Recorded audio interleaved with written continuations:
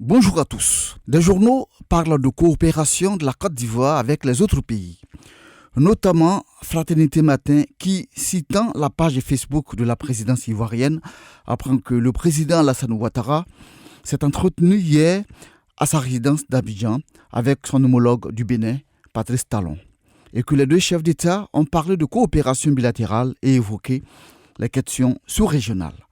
Idem pour le Patriote qui, rapportant que la ministre ivoirienne des Affaires étrangères s'entretenant le mercredi 13 janvier au téléphone pendant 40 minutes avec la sous-secrétaire d'État américaine, Molifi, affirme Kandia Camara avoir indiqué la position de la Côte d'Ivoire sur la situation au Mali et en Guinée, appelant à rétablir l'ordre normal dans ces deux pays avant, ajoute le Patriote, de lui confier l'invitation du président ivoirien au président américain Joe Biden pour une visite d'État en Côte d'Ivoire. Réconciliation, dialogue politique. Le cardinal Jean-Pierre Coutois dit ses vérités, rapporte l'Inter, pour le guide religieux qui intervenait le samedi 15 janvier à l'église de Saint-Pierre de Cocody-Blocos.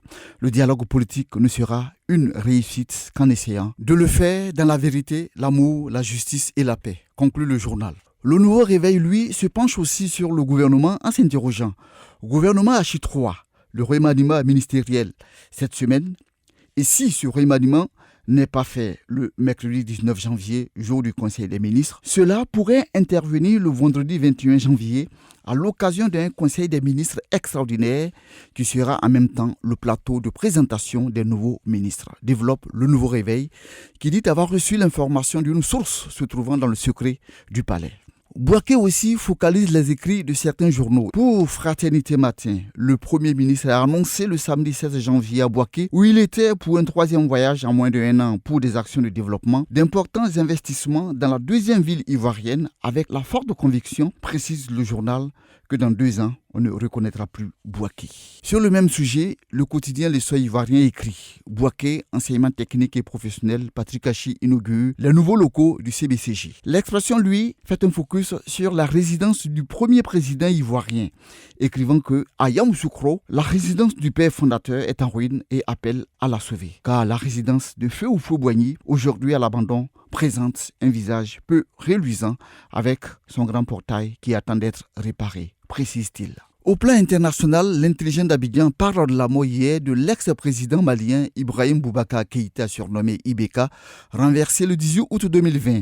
Et ce décès survient 17 mois après sa séquestration pendant des heures par la junte pour le contraindre à la démission, explique l'intelligent d'Abidjan. Enfin, l'actualité, c'est aussi la CAN qui se joue au Cameroun avec hier le match nul 2-2 de la Côte d'Ivoire face à la Sierra Leone. Le sport indique que c'est un cauchemar. Pour Génération Nouvelle, c'est un match à vite oublier. Le sursaut, les éléphants ne rassurent toujours pas. Dernière Heure Monde, lui, soutient que la Côte d'Ivoire se met dans les calculs, précisant que les éléphants sont condamnés à remporter leur dernier match de poule contre l'Algérie, battu hier 1-0 par la Guinée équatoriale. Merci et bonne lecture de vos journaux.